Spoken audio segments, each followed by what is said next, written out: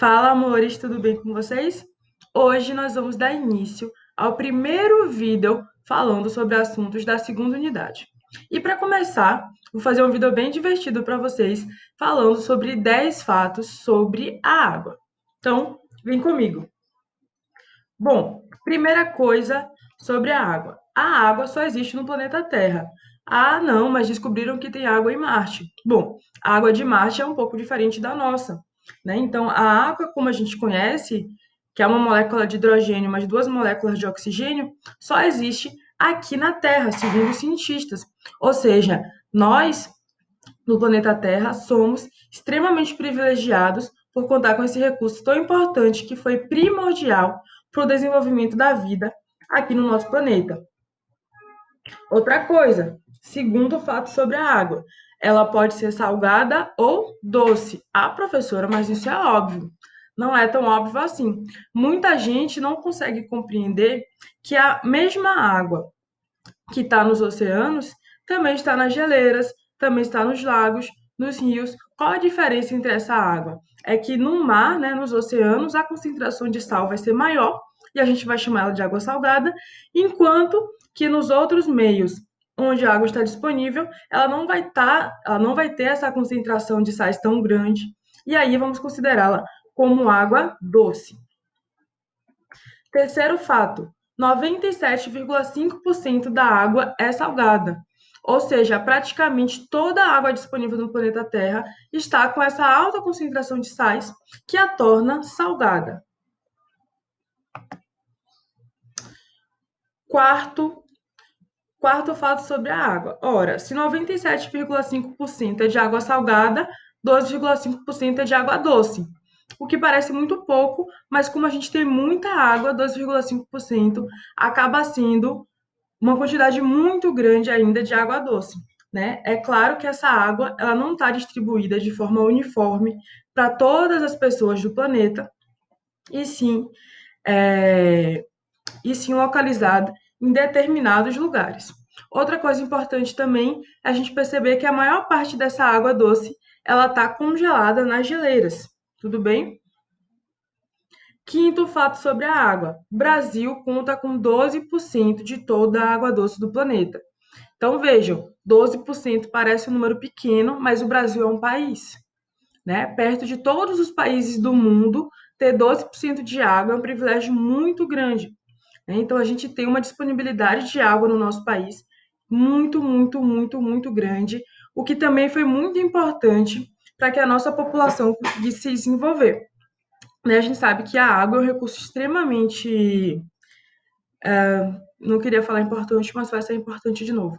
Extremamente importante para a nossa vida, porque a gente consegue desenvolver diversas atividades, como agricultura, pecuária, indústria, urbanização, tudo que a gente vai fazer, a gente precisa da água, né? Para se alimentar, para comer, para tomar banho.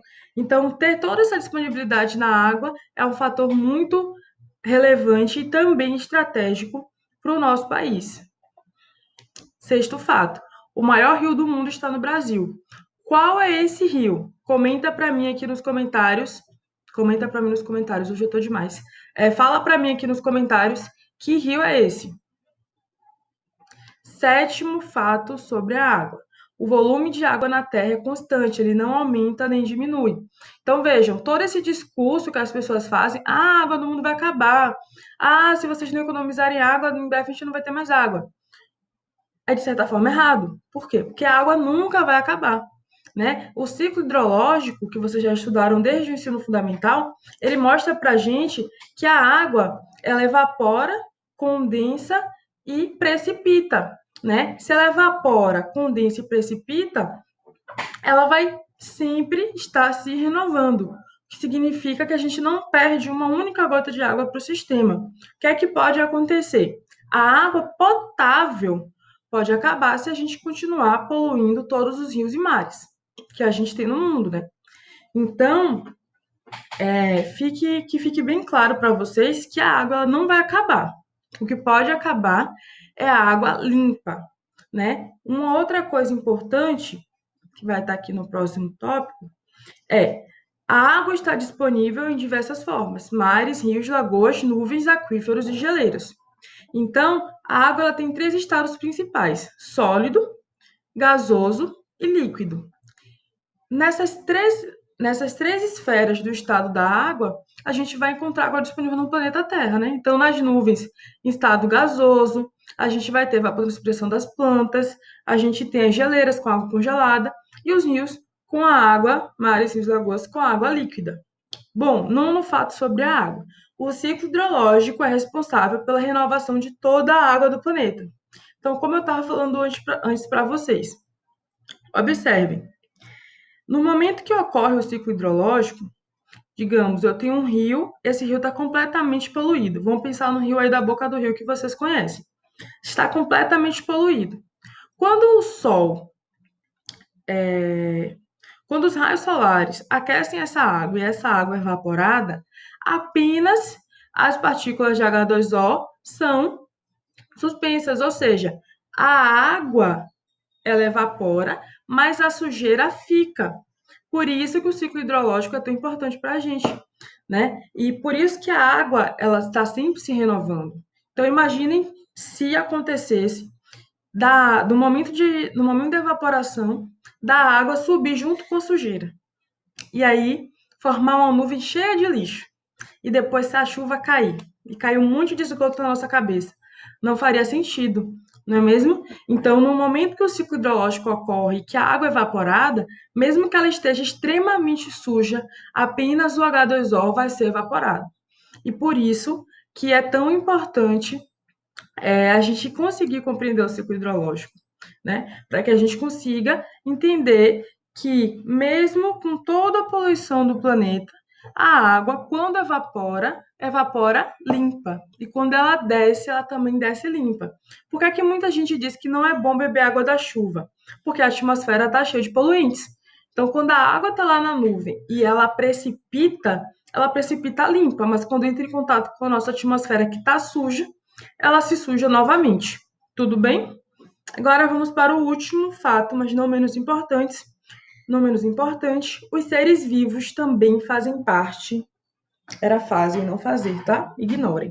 Os seres vivos também fazem parte do ciclo hidrológico. Ora, eu falei para vocês que a água evapora, né? Quando a gente está suado e a gente começa a transpirar, o que é que está saindo ali? Água. Quando a gente respira, o que é que sai da nossa boca também? Água, né? Gotículas de saliva, que é água. Quando a gente faz xixi, o que é aquilo? Água. Nas nossas fezes tem água? Tem água também. Então, toda essa água que a gente consome, a gente coloca para fora. Os animais, a mesma coisa. E as plantas, elas fazem um papel ainda mais importante por conta da evapotranspiração, né? Então, não sei se vocês já ouviram falar nos rios voadores, mas lá na Amazônia nós temos um fenômeno muito interessante, que é quando a gente tem um aquecimento, né? O sol aquece as árvores e essas árvores começam a evapotranspirar. E essa evapotranspiração é tão grande que a gente consegue ver quase que fosse uma chuva, só que no sentido oposto, né? Uma chuva que está indo em direção ao céu. Mas está chovendo? Não, é apenas as plantas liberando toda aquela água que elas sugaram do solo de volta para a atmosfera. Tudo bem? Entenderam direitinho? Falei um pouquinho rápido, porque eu sei que vocês odeiam vídeos longos. Espero que vocês tenham gostado e até a próxima. Beijocas!